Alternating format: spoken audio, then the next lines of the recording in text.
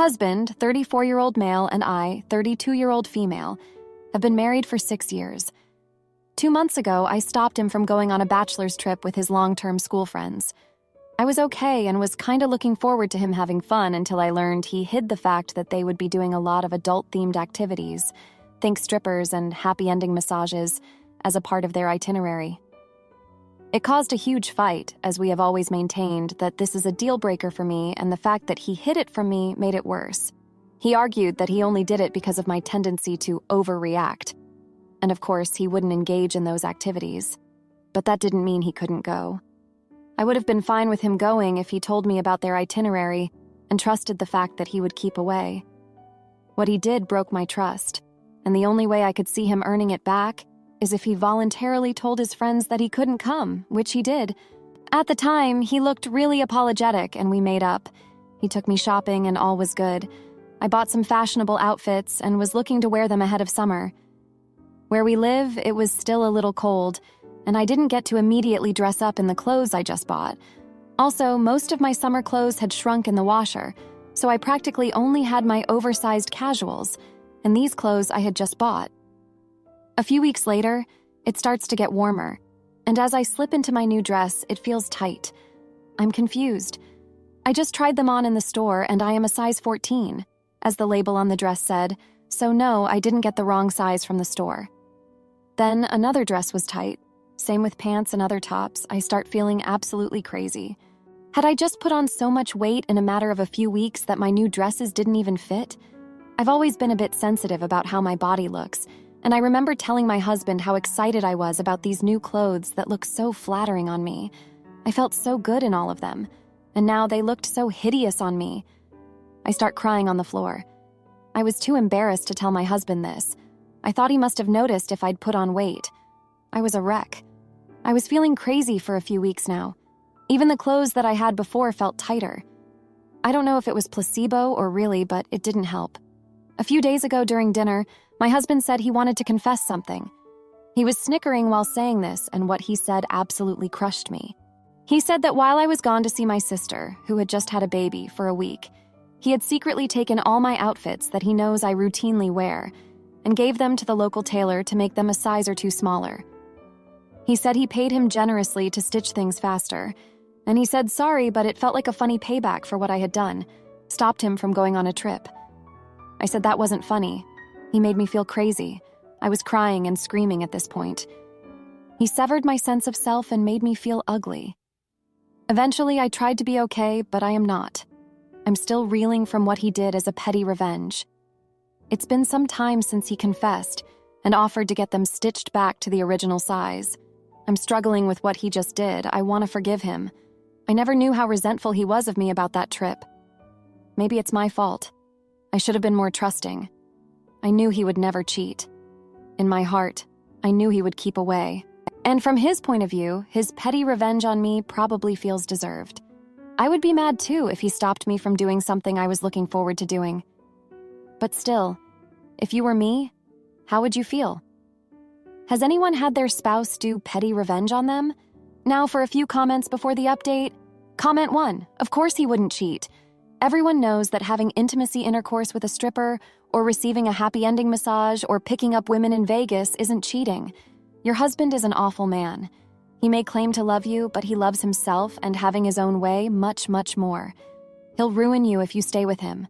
Throw him back to his nasty friends. Comment 2. That was a calculated, time-consuming, and expensive act meant to hurt you where he knew you were the most vulnerable and would hurt you the most. No excuse for that kind of cruelty, regardless of the reason. Now, for the update. Thanks for reading my last post. So 3 months have passed since my husband confessed to altering my clothes as a form of petty revenge. I wish I could say things have gotten better, but they've only gotten more complicated. After his confession, I tried to forgive him, but it's been a struggle. I couldn't shake off the feeling of betrayal and the impact it had on my self-esteem. I started seeing a therapist to help me process everything, and it's been somewhat helpful, but the trust between us is still shaky. A month after his confession, I noticed he was spending more time on his phone and being secretive about it. I didn't want to jump to conclusions, but it was hard not to feel suspicious given everything that had happened. One evening, I casually asked him about it, and he brushed it off, saying it was just work stuff. I wanted to believe him, but there was a nagging feeling in the back of my mind. Around the same time, I started getting messages from an unknown number. They were cryptic and unsettling, hinting at things my husband might be hiding from me. I tried to ignore them at first, thinking it was just some prank, but they kept coming. One message mentioned a woman named Lisa, and it made my heart sink. I confronted my husband about it, and he denied knowing anyone by that name. He even showed me his phone to prove he wasn't hiding anything, but the doubt was already planted. 2 weeks later, I decided to do some digging of my own. I felt guilty for snooping, but I needed to know the truth. I found out that Lisa was an old friend from college who had recently moved back to town. They had reconnected on social media, and while their conversations seemed innocent, there was a familiarity that made me uncomfortable. I confronted him again, and this time he admitted to meeting up with her a few times for coffee. He insisted it was purely platonic, but I couldn't help but feel betrayed again. The fallout from this revelation was intense. We had several heated arguments, and I even considered leaving him. But then something unexpected happened. My husband broke down and confessed that he had been feeling neglected and unappreciated for a long time. He said that my reaction to the bachelor's trip was just the tipping point, and he felt like he needed to do something to get my attention. He admitted that altering my clothes was a childish and hurtful way to express his frustration, and he deeply regretted it. Hearing him say all this made me realize that we both had been neglecting our relationship. We had stopped communicating effectively, and it had led to a buildup of resentment on both sides. We decided to try couples therapy to work through our issues. It wasn't an easy decision, but we both knew we needed help to rebuild our trust and connection. In therapy, we uncovered a lot of underlying issues that we hadn't addressed before. My husband opened up about his insecurities and how he felt overshadowed by my career success. I, on the other hand, realized that I had been taking him for granted and not appreciating the little things he did for me. We started working on rebuilding our relationship one step at a time. But before I get into that, there's something else I need to mention. During one of our therapy sessions, my husband revealed something that shook me to my core. He admitted that he had been struggling with depression for the past year and had been hiding it from me. He said that his behavior, including the petty revenge and reconnecting with Lisa, was a way for him to cope with his feelings of inadequacy and loneliness.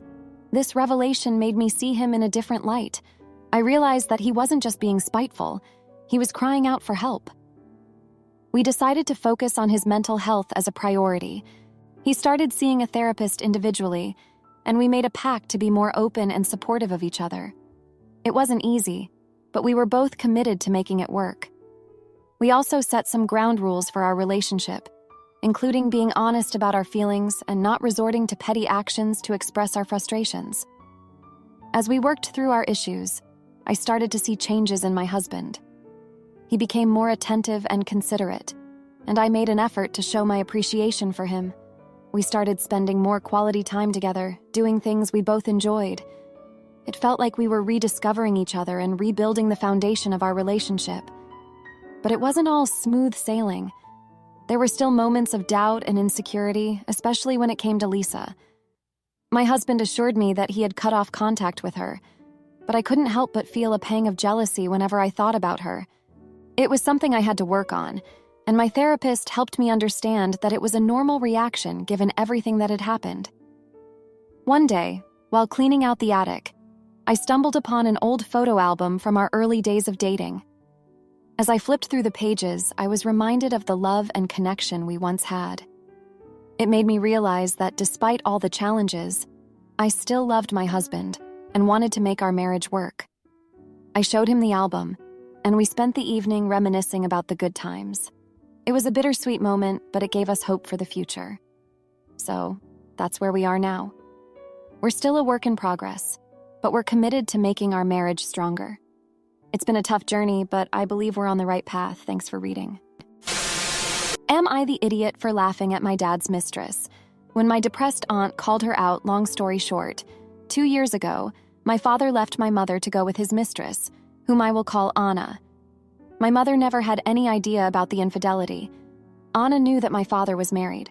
She even went to the house with him to take his things. One day, he simply told my mother that he is no longer in love with her and wants to be happy with Anna. I was there when everything happened. Anna was depressed. She has many scars on her legs and arms. I don't go to my father's house. It makes me uncomfortable to be around them for obvious reasons. Anna is overly nice, and it's really uncomfortable. A few days ago, it was my grandfather's birthday, and the whole family was together, including Anna. I have an aunt who suffers from depression and other more serious things like schizophrenia. She has tried to hurt herself many times. At one point in the night, there were only my father, my aunt, Anna, another aunt, and I in the living room. For some reason, my aunt and Anna were talking about some serious things. And at one point, Anna began to say that depression made her do many things trying to feel fulfilled. She could only overcome depression when she met my father, and he saved her. Meeting him was the key to overcoming her depression, and now she's finally happy thanks to him. I know about that because Anna often tried to bond with me by telling me how much she suffered in her life and how my father saved her. She has always justified herself that she was depressed and was in a hard place in her life before my father saved her. It always makes me feel uncomfortable, and I don't feel empathy for her no matter how sweet she is. Talking about how many times you try to unalive yourself in front of my 8-year-old sister is not something normal. Anna has always tried to paint her relationship with my father as a fairy tale that began in a different way, but she doesn't regret anything because her world is perfect now. At that moment, my aunt said something like, "I tried to save myself by going to a psychologist, not by jumping on the weenie of a married man." And then she began to say that depression made her want to jump off a bridge but not ruin a family. I just laughed. It was funny. My aunt may have her mind elsewhere all day, but it was crazy to see her make such a sly comment. But when my father was taking me home, Anna was crying, and he scolded me for laughing at what my aunt said. Saying that no one knows everything that Anna suffered, I know. She always talks about that. I didn't apologize, but now I think, was I really wrong to laugh? From my point of view, my aunt was right. Now for a few comments before the update. Comment 1. Tell your father why you should care about Anna when her happiness depended on bringing so much unhappiness to yourself and the people you love. Tell your father it says a lot about him that he was eager to harm so many people. Comment 2. Not the idiot. Your aunt was 100% right, and pretty much any person on the planet would have laughed. You should have asked them if they have any clue how much their selfish choices caused you and your mom to suffer. Now for the update. Thanks for all the comments from the last post. So, after that night at my grandfather's birthday, things got even more complicated. The next day, my father called me and asked if we could talk. I agreed, thinking it would be a quick conversation, but it turned into a long, emotional discussion. He started by saying how hurt Anna was by my aunt's comment and my reaction. He went on about how Anna's past was really tough and how she struggled with depression. I listened, but I couldn't help feeling frustrated. It felt like he was trying to make me feel guilty for something I didn't think was wrong. Later that day, my mom noticed I was upset and asked what was going on. I told her about the conversation with my dad and how he defended Anna. My mom got really quiet, and I could see the hurt in her eyes. She said she didn't want to talk about it, but I could tell it bothered her. It made me realize how much my dad's actions still affected her, even after all this time. The next day, I got a call from my aunt, the one who made the comment about Anna. She apologized if she caused any trouble, but said she stood by what she said. She explained that she was tired of people using their mental health issues as an excuse for hurting others. She also mentioned that she had been seeing a new therapist who was helping her a lot. It was good to hear that she was getting better, but it also made me think about how everyone in my family was dealing with their own issues in different ways. That evening, I decided to visit my grandfather. He's always been a source of wisdom for me, and I needed his perspective. When I told him about the situation, he sighed and said that sometimes people make choices that hurt others, even if they don't mean to. He reminded me that my dad's actions were his own, and it wasn't my responsibility to fix things between him and Anna. It was a relief to hear that, but it didn't make the situation any easier. On the third day, I went to school and tried to focus on my classes, but my mind kept drifting back to everything that had happened. During lunch, my best friend noticed I was distracted and asked what was wrong. I told her about the whole situation, and she listened patiently, She said something that stuck with me. You can't control what other people do, but you can control how you react to it. It made me realize that I needed to find a way to deal with my feelings without letting them consume me. That evening, I got a text from my dad asking if I wanted to come over for dinner. I hesitated, but decided to go. When I got there, Anna was overly nice as usual, but I could tell she was still upset. My dad tried to make small talk, but it felt forced. After dinner, Anna pulled me aside and apologized for making me uncomfortable with her stories.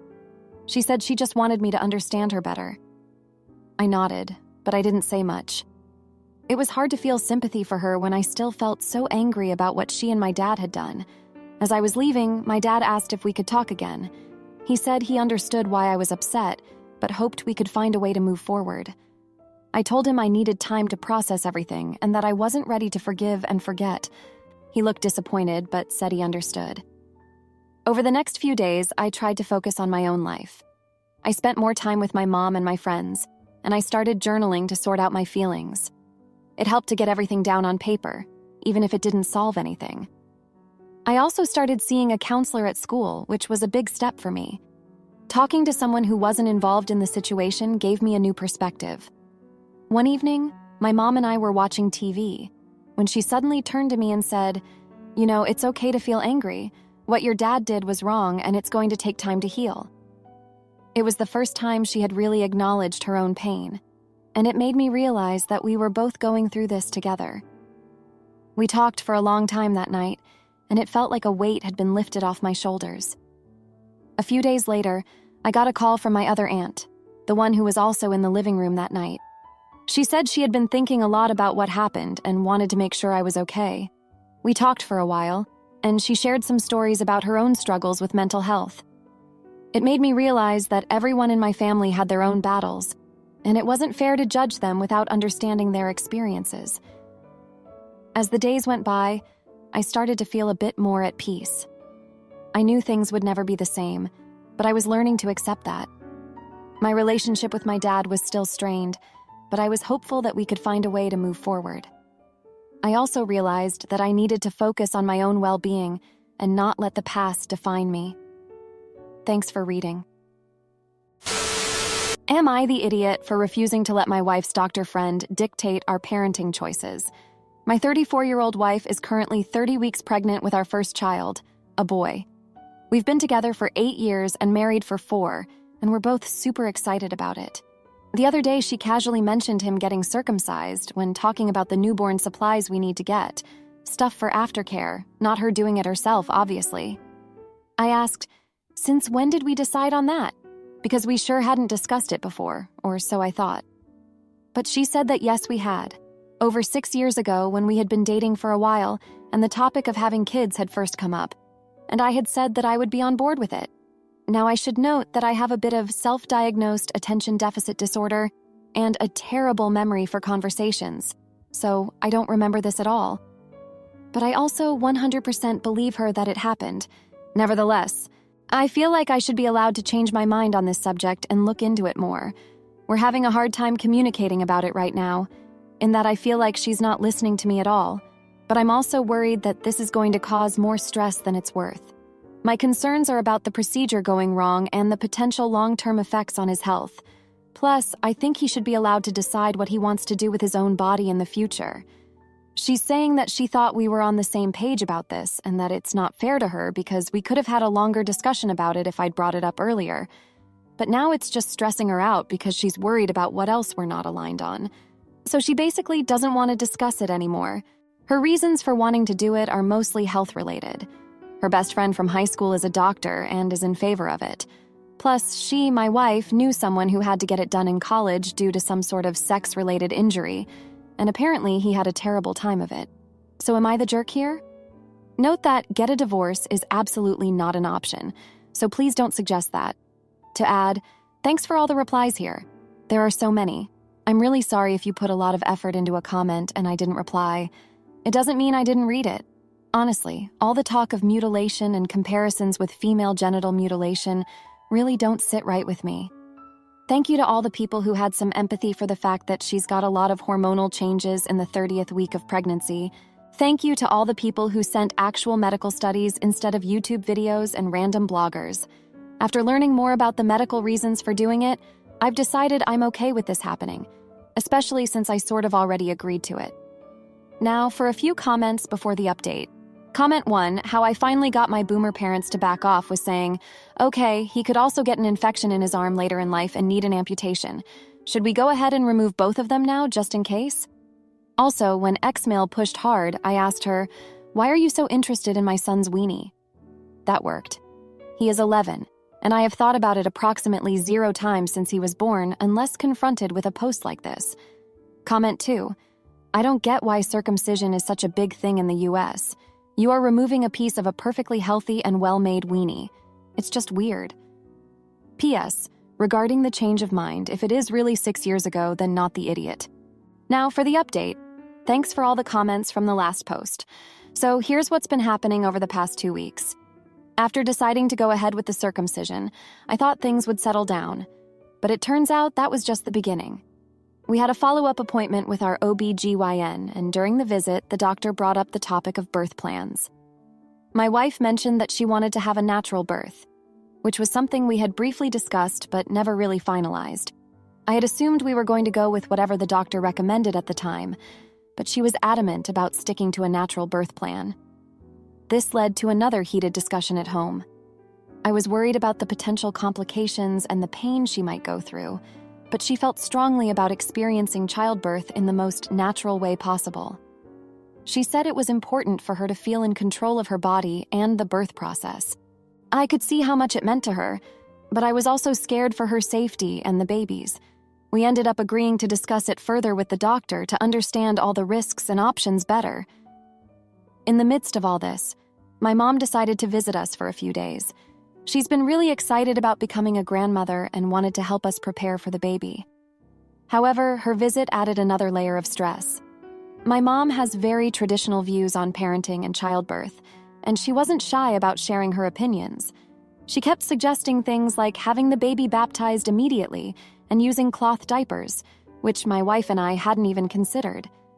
This led to some tension between my wife and my mom, and I found myself stuck in the middle, trying to keep the peace. One evening, after my mom had gone to bed, my wife and I were sitting on the couch, exhausted from the day's events. She suddenly broke down in tears, saying she felt overwhelmed and unsupported. She confessed that she was scared about becoming a mother and worried that we weren't on the same page about so many things. It was a raw and vulnerable moment, and it made me realize just how much pressure she was under.